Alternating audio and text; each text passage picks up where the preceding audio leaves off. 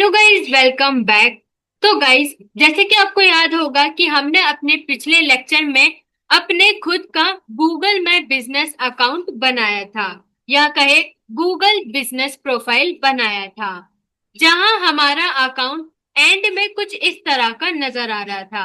अब आने वाले लेक्चर्स में हम अपने इस अकाउंट को और भी ज्यादा इम्प्रोवाइज करने वाले हैं। आने वाले समय में हमारा ये अकाउंट और भी ज्यादा अट्रैक्टिव लगेगा। वही दोस्तों, इस लेक्चर में हम एडिट प्रोफाइल के बारे में बात करने वाले हैं, और इस लेक्चर में हम बात करेंगे बिजनेस कैटेगरी की। इसके लिए दोस्तों, जैसे ही आप अपने क्रोम को ओपन करते हैं, सेम उसी जीमेल से जिससे आपने अपना गूगल बिजनेस प्रोफाइल बनाया था, तो अगर आप इस पर सर्च करेंगे गूगल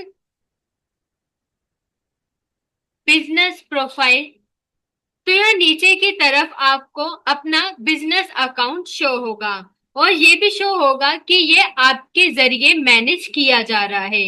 वहीं जब आप इसके व्यू प्रोफाइल पर क्लिक करेंगे, तब आपको अपना बिजनेस अकाउंट शो होगा। वहीं दोस्तों, आप इसके राइट साइड भी देख सकते हैं कि आपका गूगल माय बिजनेस अकाउंट अभी कुछ इस तरह का नजर आ रहा है। ना अभी हमने कोई फोटोज अपलोड की है, और ना ही ना हमने अभी तक अपने अकाउंट पर फोटोज अपलोड की है, और ना ही अभी कोई रिव्यूज है, क्योंकि अभी तक हमने अकाउंट को पूरी तरह से वेरीफाई नहीं किया है। लेकिन दोस्तों, जब आप बिजनेस नेम के नीचे देखेंगे, तो इधर लिखा है मीडिया हाउस। जैसे कि आपको याद होगा कि हमने अकाउंट बनाते वक्त कैटेगरी में मीडिया हाउस चूज किया था। ये हमारी मेन कैटेगरी थी, जिसकी वजह से ये हमारे नाम के नीचे शो हो रहा है। और ये चीज आप एडिट प्रोफाइल पर भी जाकर देख सकते हैं। जैसे आप एडिट प्रोफाइल पर क्लिक करेंगे, तो यह आपको आपके अकाउंट की कुछ बेसिक डिटेल्स दिखाएगा, जो कि हमने अकाउंट बनाते वक्त फिल की थी। इसमें पहला है हमारा बिजनेस नेम, जो कि हमने रखा था JS डिजिटल मीडिया हाउस। इसके ठीक नीचे है बिजनेस कैटेगरी। तो दोस्तों, बिजनेस कैटेगरी का एक तरीके से काम होता है कीवर्ड्स का काम करना। जैसे कि हमने आपको पिछले लेक्चर्स में बताया था कि आपको अपने बिजनेस नेम में कोई भी कीवर्ड्स नहीं यूज करने। इससे आपको आने वाले समय में मुश्किलें हो सकती है। तो फिर कई लोगों के मन में ये भी सवाल होंगे कि आखिर फिर हम कैसे अपने बिजनेस को SEO में ऊपर लेकर आ पाएंगे। तो इसका जवाब बिजनेस कैटेगरी में आपको मिलने वाला है। आपको बता दें कि प्राइमरी कैटेगरी ये हमारी वो कैटेगरी होती है जो कि हमारे बिजनेस से सबसे ज्यादा नजदीक मेल खाती है। वहीं अगर हम ऐड अनदर कैटेगरी करेंगे, तो इसमें हम वो कैटेगरी चूज कर सकते हैं जिसके जरिए हमारा अकाउंट या फिर हमारा जो बिजनेस है वो गूगल की लिस्टिंग या फिर SEO में ऊपर आ सके। और कैटेगरी आपको वो भी चूज करनी है जो कि आपके बिजनेस से रिलेटेड हो। जैसे कि हमारा प्राइमरी कैटेगरी मीडिया हाउस है, और हमारा बिजनेस एक तरीके से डिजिटल एजेंसी का काम करता है, तो इससे रिलेटेड हम और भी कैटेगरीज यहाँ पर फिल कर सकते हैं। मान लीजिए हम एडिशनल कैटेगरी में अब चूज करते हैं मार्केटिंग एजेंसी। तो अगर कोई भी सर्च करेगा मार्केटिंग एजेंसी नियर मी या फिर मार्केटिंग एजेंसी इन दिल्ली, तो इसके चांसेस अब बढ़ जाएंगे कि आपका बिजनेस या फिर आपका अकाउंट SEO में ऊपर शो करे। तो एक तरह से कैटेगरी आपके कीवर्ड्स का काम करने वाला है। तो अब आपको बिजनेस नेम में कीवर्ड्स डालने की जरूरत नहीं पड़ेगी। वही दोस्तों, आपको बता दें कि आपको प्राइमरी कैटेगरी एक ही डालनी होती है, लेकिन जो एडिशनल कैटेगरी होती है ये टोटल 9 कैटेगरीज होती है। यानी कि आप 9 कीवर्ड्स इधर फिल कर सकते हैं। तो चलिए अब एक एक करके हम इस एडिशनल कैटेगरी को पूरा फिल कर लेते हैं। तो पहले हमने मार्केटिंग एजेंसी चूज कर ली है। अब सेकेंड एडिशनल कैटेगरी में हम चूज कर सकते हैं वेब डिजाइनिंग या वेब डिजाइनर। एक और कैटेगरी हम चूज करेंगे ग्राफिक डिजाइनर।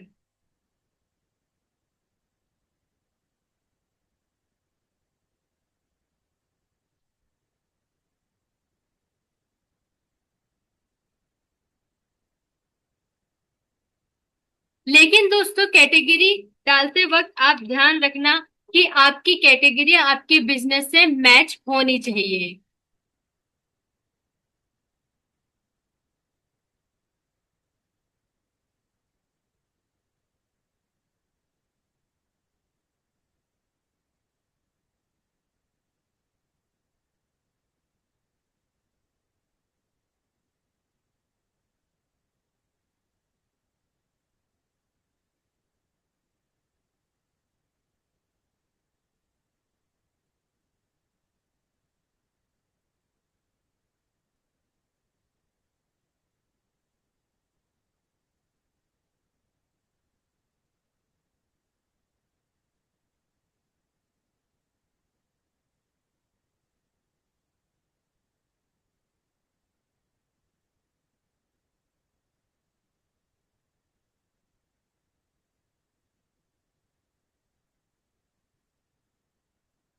तो जैसे ही दोस्तों हमने अपनी नो एडिशनल कैटेगरी पूरी कर ली, तो अब यहाँ पर ऐड कैटेगरी का ऑप्शन शो नहीं हो रहा, क्योंकि हम अपनी लिमिट को रीच कर चुके हैं।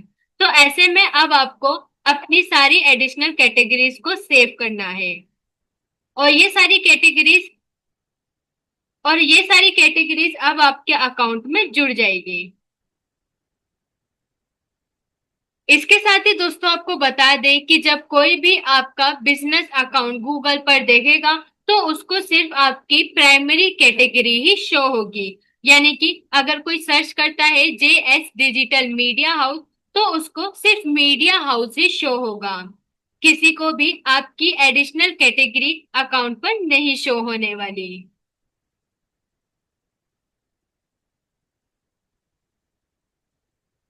इसके साथ ही दोस्तों अब आपके अकाउंट में डिस्क्रिप्शन का क्या काम है, इसके बारे में भी जानते हैं।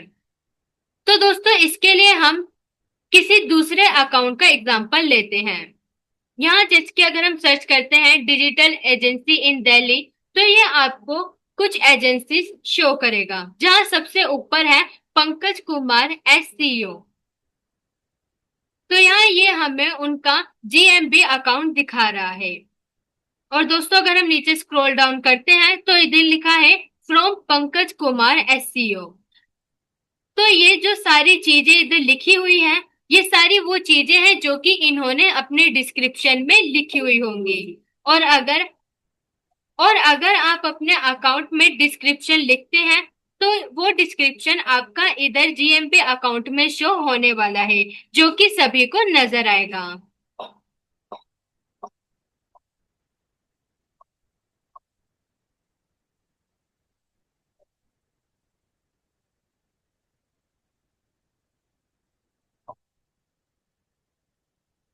साथ ही दोस्तों अगर आप इधर ध्यान देंगे, तो इन सभी ने अपने अकाउंट में वेबसाइट को भी ऐड कर रखा है, जिससे अगर कोई डिजिटल एजेंसी इन दिल्ली सर्च करता है और अगर कोई उनके वेबसाइट पर जाना चाहता है, तो वह डायरेक्ट उनके वेबसाइट पर जा सकता है। और इसी तरह से वेबसाइट वर्क करती है।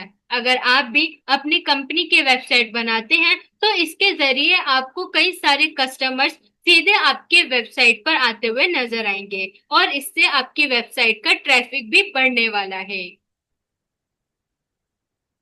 तो दोस्तों अब आप समझ चुके होंगे कि कैटेगरी किस तरह से वर्क करने वाली है। ध्यान रखिएगा कि आपके अकाउंट में सिर्फ आपकी प्राइमरी कैटेगरी ही शो होगी, और डिस्क्रिप्शन किस तरह का काम करेगा यह आप सब भी समझ चुके होंगे।